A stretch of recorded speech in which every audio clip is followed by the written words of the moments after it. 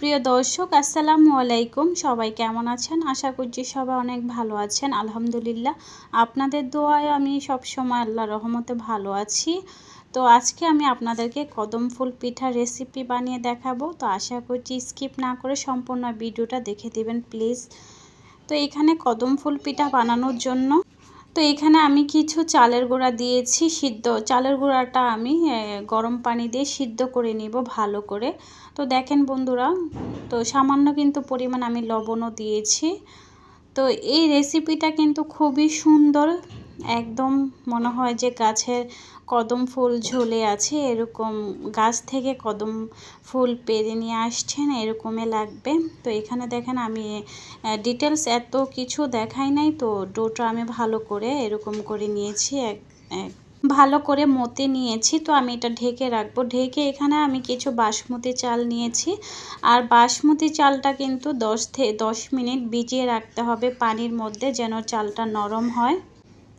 তো চালটা কিন্তু আমি এখনই ধুয়ে ভিজিয়ে রাখবো, তা না হলে যদি আপনারা ভিজানোর পরে দেন তাহলে চালটা ভেঙে যাওয়ার সম্ভাবনা থাকে।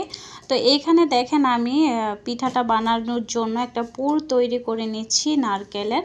তো নারকেলের আমি চিনি দিয়ে পুরটা তৈরি করে নিচ্ছি, আপনারা চাইলে গুড় দিয়েও তৈরি করতে পারেন। দেখেন যে আমি যে একটা তৈরি করেছিলাম ওই চালের গুঁড়া দিয়ে, সেটা আমি রেখে রেখেছিলাম। এখনও কিন্তু এটা নরম গরমে আছে। তো এটা এই তো আমি এখন বল আকৃতি করে এটা তৈরি করে নিব। এই যে আপনারা চাইলে এটা ছোট বানাতে পারেন, বড় বানাতে পারেন, সেটা আপনাদের মানে নিজস্ব ব্যাপার। তো এইখানে দেখেন আমি এই যে একটা রুটির মতো করে নিয়েছি ছোট। তো এর মধ্যে নারকেলের পুরটা আমি দিয়ে একদম ভালো করে এই যে মুখটা এভাবে আমি বন্ধ করে দিব। বন্ধ করে একদম দুই হাতের তালুর সাহায্যে এটা গোল করে নিব, একটা ছোট বলের মতো। তো এই যে দেখেন এরকম করে নিয়েছি। আর আপনারা কিন্তু সবাই এই রেসিপিটা কিন্তু ইউটিউবে একদম অ্যাভেলেবেল আছে। তো সবাই কিন্তু এটা এই যে দেখেন সবাই কিন্তু এটা একটা ভাইরাল রেসিপি। তো এই তো কদম ফুলের পিঠা। তো দেখেন আমি সবগুলোই এরকম করে নিয়েছি। তো আপনাদেরকে আমি এখানে 3টা বড় বানিয়েছি আর বাকিগুলো ছোট বানিয়েছি। তো আরেকটা বানিয়ে দেখাচ্ছি। এই তো বন্ধুরা, এটা ছোট বানিয়ে দেখালাম। তো আমার এই যে কদম ফুলের রেসিপিটা দেখতে চাইলে আপনারা পুরো ভিডিওটা দেখতে থাকুন।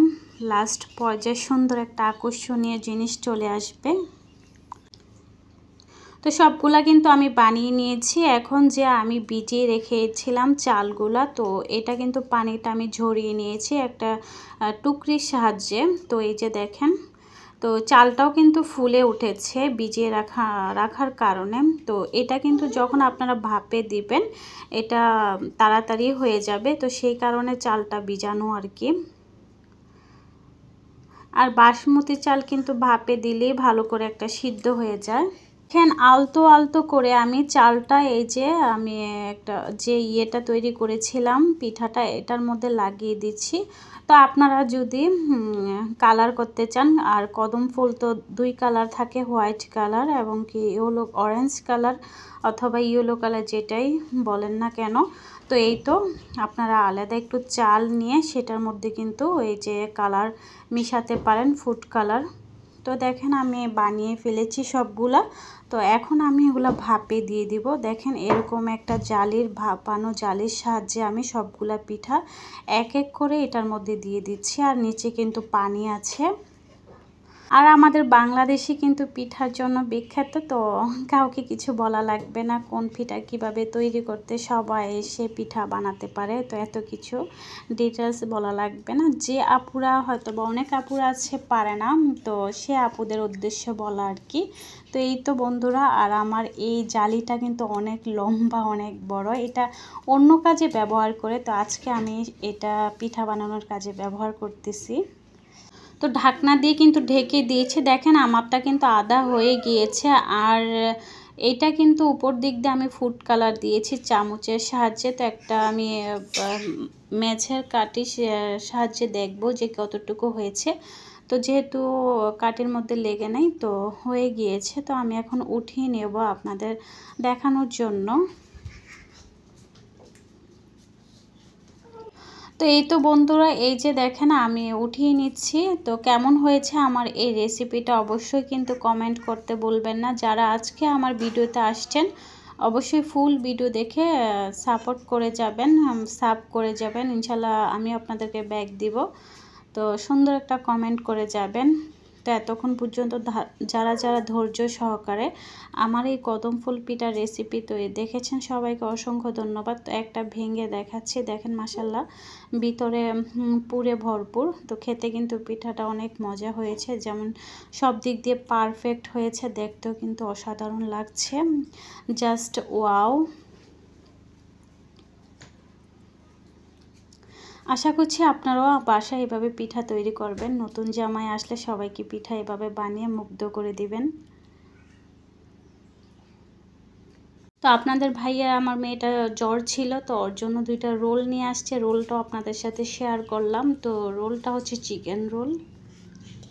ঝিঙ্গার বার্গারের যে ভিতরের অবশিষ্ট থাকে এটা দিয়ে রোলটা বানানো হয়। রোলটা কিন্তু খুবই টেস্টি, খুবই মজাদার, দেখলে আপনারা বুঝতে পারবেন। এই যে দেখেন, খেতে কিন্তু খুবই অসাধারণ লাগে।